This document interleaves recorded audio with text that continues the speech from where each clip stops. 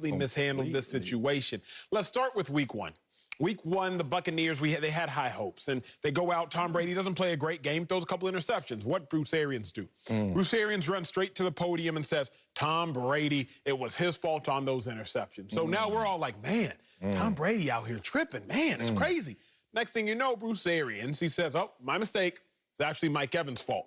So Bruce Arians, from day one, has been running his mouth about Tom Brady. And again, I've said this to y'all before. For those that don't know, during practice, the only players that wear an additional jersey on top of the jersey they're wearing is a quarterback. Those are the only players. For y'all and even in high school, so y'all that played high school ball, college ball, it's been the same thing. Quarterback's protected. Why? Because coaches understand quarterback's the most valuable player on the team. Coaches also understand I have to protect my quarterback's physical ability. If we understand we have to protect quarterback's physical ability, why would you not understand you also have to uniquely protect a quarterback's mental ability? So Bruce Arians, you know you have to more so coddle a quarterback physically.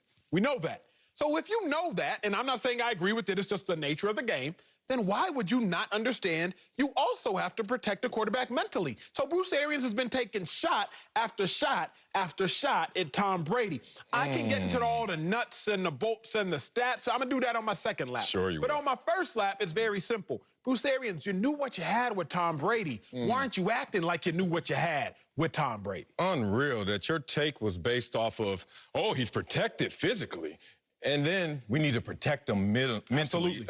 Actually, you went to the word coddle. In the NFL, football player, you got to coddle him. Never seen that in my experience in the NFL, but this is a new take from you. So, okay, new evidence, I shall retort.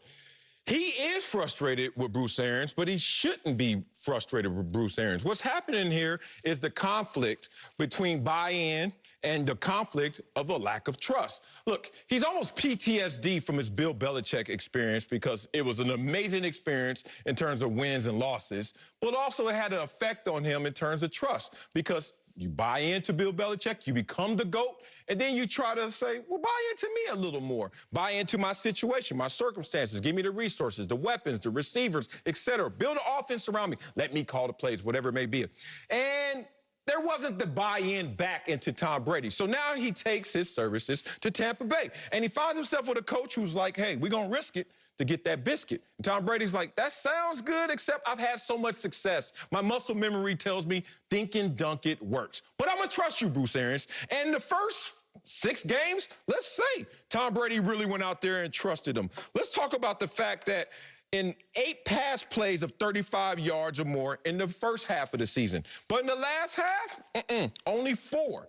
What does that mean? Tom Brady came out there, trusted, bought into the playbook. He was still learning on the fly and was completing the long ball. What was their record the first half? 4-2. What's their record now? 3-3. And you're like, that's kind of comparable, but it's not because the offense is actually functionally more effective of late.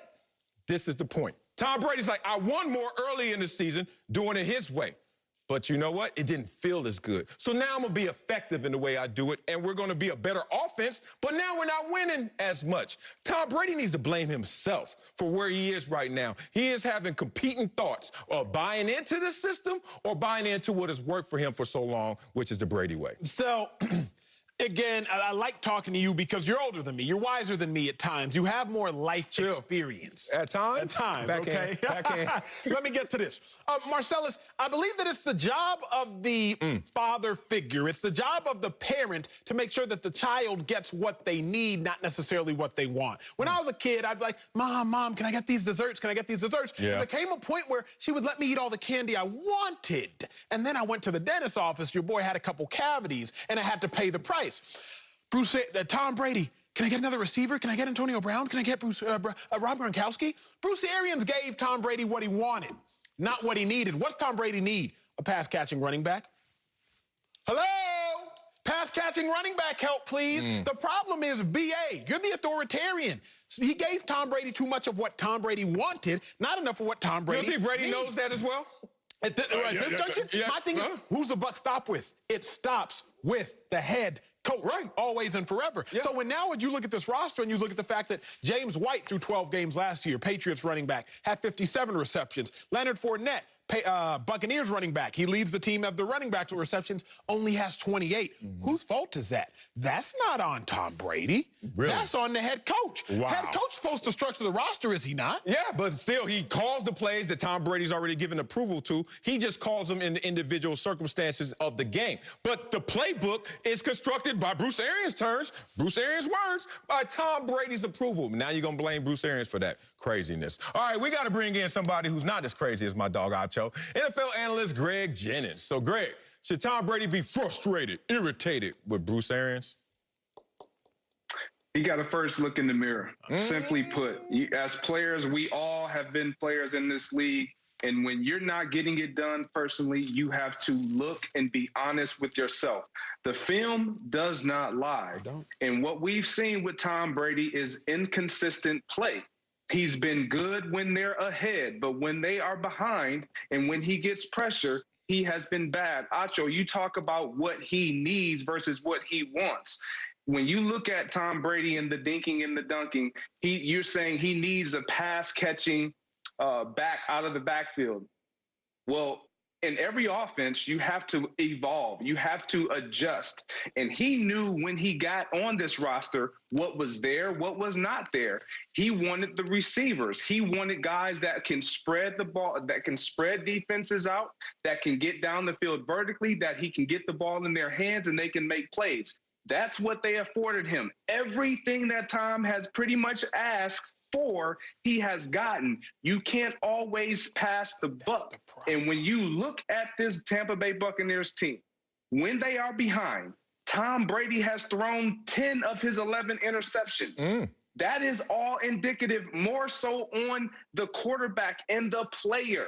That's just like pressure, buddy. When you feel that pressure, you change what you've done. And if you haven't been effective without the pressure, when you get the pressure, it's going to be hard to rise to the occasion. And Tom Brady, regardless of his GOAT status, we all know who he is. Yeah. He has just not been what they expected him to be. But that's because, fellas, and G, I like that take. I'm not mad at that take. There's just a little incomplete. It's accurate, but it's incomplete. He hasn't been who they expected him to be because they're asking him to be more than who he's supposed to be. Let's talk NBA Finals. Not even the Finals. Let's talk Western Conference Finals. LeBron James, you didn't put him on Murray the entirety of the game because you realize, wait a second, Bron is 35. He's up there in years. Physically, he cannot necessarily do what he has been capable of doing in years past. Now, I'm going to put him on Murray at the end of the game, closeout time, crunch time, but I know LeBron's physical limitations. If we know that about another GOAT in another sport due to his increase in age, why are we looking at Tom Brady and expecting him to go out there and duel with 25, 26-year-old quarterbacks like Patrick Mahomes? What do I mean? Ronald Jones, he's third in the NFL in yards per attempt. That's the running back for the Tampa Bay Buccaneers. He's top 10 in total rushing yards. He averages 5.1 yards an attempt, only behind Dalvin Cook when you're talking about rushers who have more than 115 carries. Greg, if that's the case, why Ronald Jones only get him about 9 attempts last game? Why Ronald Jones only get him about 3 attempts versus the Saints? Why Ronald Jones only get him about 22 attempts total in the last 3 Bucs losses? Bucs are 3-0 when Ronald Jones gets 20-plus attempts. Bucs, last 3 losses, he has 22 attempts in totality. I understand that you were right. Tom Brady has not been who they expected him to be, but that's because they're asking Tom Brady to be something he can no longer be. And to me, that's on the head coach, B.A. I 100% agree with you. They are asking him to be more than what he has been in his final years of playing ball. However, when you are asked to do a thing, you have the opportunity to say, well, coach, that's not what I'm comfortable doing anymore. But pride, ego, what you have done in the past prohibits you from uttering those words. And so we all, I don't care who you are, Marcellus, you've done it. We know when we're past that mark. We know when we can't really provide what we used to, but nobody really wants to admit it. Nobody really wants to own up to it. They all want the opportunity to still show, yeah, I still can throw 40-plus times when they know they can't. Tom Brady is on average, is about to average 630 pass attempts for the year. That would be his second most in his entirety of his career. Like at age, he's 40 plus. Like that shouldn't be. I'm not disagreeing with you. They are asking him to do above and beyond, but the expectations of what they want, it's going to rest on Tom Brady's shoulders. Yes, can they run the ball? Of course. This is a passing league. When you get behind, you see that coordinators, they forego the run. They let it go and they start putting it on their quarterback. Tom Brady, we praise him for so much, but this right here, he has to be better, period. To your point, man, in short story, it's amazing as a player when you know you're free falling, but you're selling everyone that you're on solid footing. Oh, no, I'm fine. I'm good. When you really know internally, I'm kind of free falling. I remember my Dallas Cowboy year, and I'm in training camp pass rusher against Flozell Adams, and he is giving me all the business. And Bill Parcells walked up to me and said, "Hey, Wiley, is that all you got?"